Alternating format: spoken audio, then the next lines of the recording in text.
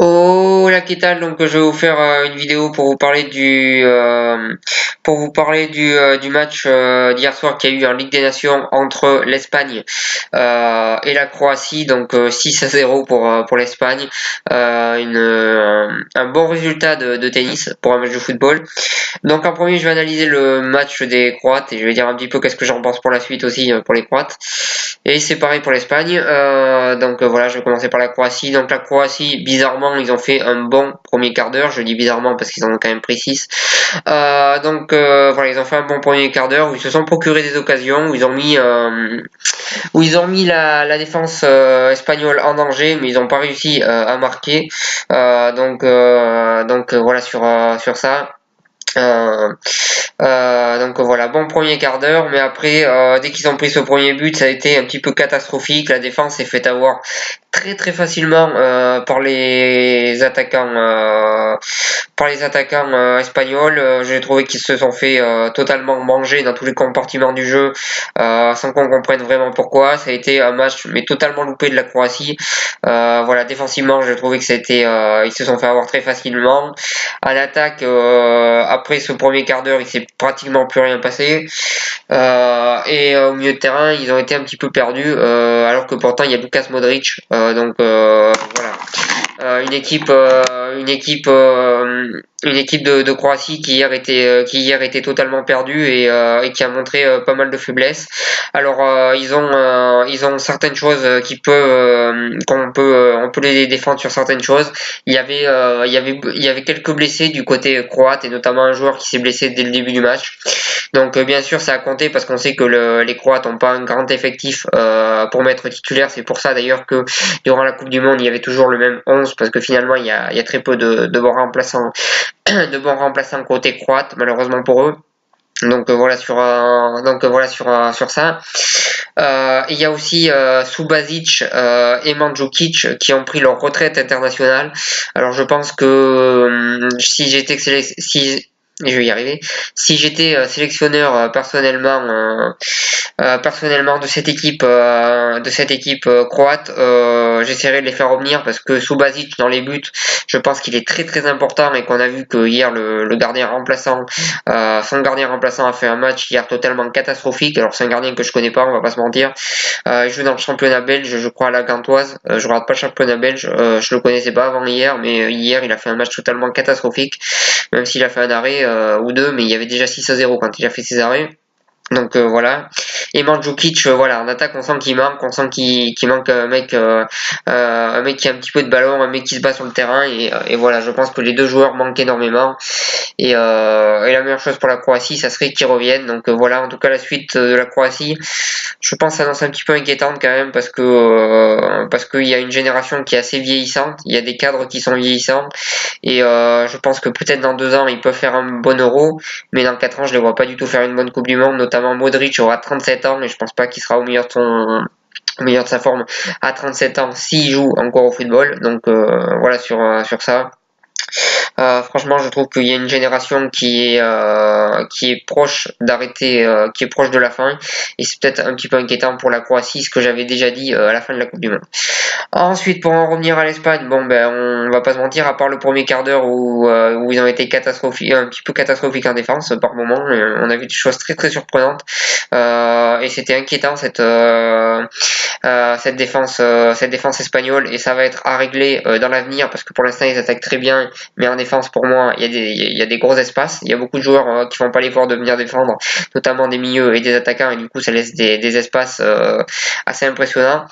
Mais dès qu'ils ont marqué ce but, magnifique but d'ailleurs avec une magnifique transversale de Ramos il me semble, qui donne pour Carvajal qui centre pour Saúl, une action juste magnifique et voilà, du grand football. Voilà, dès qu'ils ont marqué ce but qui était magnifique, on a vu une très très bonne équipe d'Espagne. Ils ont fait leur jeu de passe, mais ils ont marqué. Contrairement à la Coupe du Monde où des fois ils faisaient leur jeu de passe sans marquer, là ils ont fait leur jeu de passe, mais ça a été efficace, ça a marqué. C'était voilà, l'Espagne quand leur jeu il marche, honnêtement. c'est magnifique à regarder parce que franchement c'est voilà, ils produisent un magnifique football et quand ça marche c'est magnifique. Bon après quand ça marche pas c'est un petit peu ennuyeux. Mais là honnêtement c'est magnifique, ça a marché. Je voulais revenir sur les choix de l'entraîneur Luis Enrique. Il a fait des choix très importants, il a écarté des joueurs importants et finalement il a fait jouer quelques jeunes qui jouaient pas vraiment avant, qui étaient sélectionnés mais qui jouaient pas et on a vu que c'était un très bon choix parce qu'il y a des bons jeunes joueurs en Espagne, notamment Miguez, si je me trompe pas. Ouais, j'ai un gros doute sur la prononciation. En tout cas, Saúl qui a fait un très très bon match, qui est très très important pour cette sélection espagnole. Et voilà, en tout cas, très bon match de sa part et on voit qu'il peut être titulaire dans l'avenir avec cette équipe espagnole parce qu'il est vraiment très intéressant. Asensio qui avait très peu joué durant la Coupe du Monde, il fait un match énorme hier. On avait tendance à dire que Asensio il est meilleur quand il est remplaçant que titulaire. Finalement hier il a fait taire un petit peu ces critiques là. Le premier but qu'il met il est magnifique, le deuxième il est pas mal mais ça rebondit sur le poteau et ça rebondit sur le gardien et ça finit dans les buts donc c'est un petit peu moins beau sur la finition. Mais franchement il met deux beaux buts, il fait un énorme match donc voilà très très gros match d'Asensio. On voit qu'il y a des bons jeunes joueurs en Espagne et on voit que dans l'avenir ça peut être intéressant pour eux.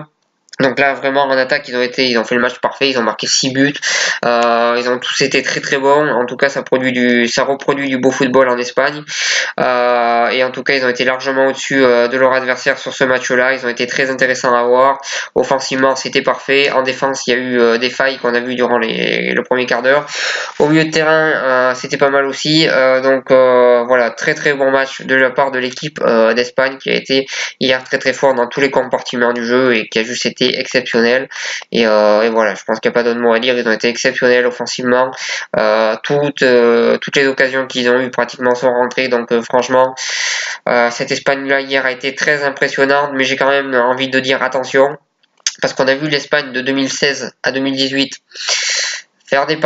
faire un parcours exceptionnel. Ils ont battu la France en match amical. Ils ont gagné 3-0 contre l'Italie en match de qualification pour la Coupe du Monde.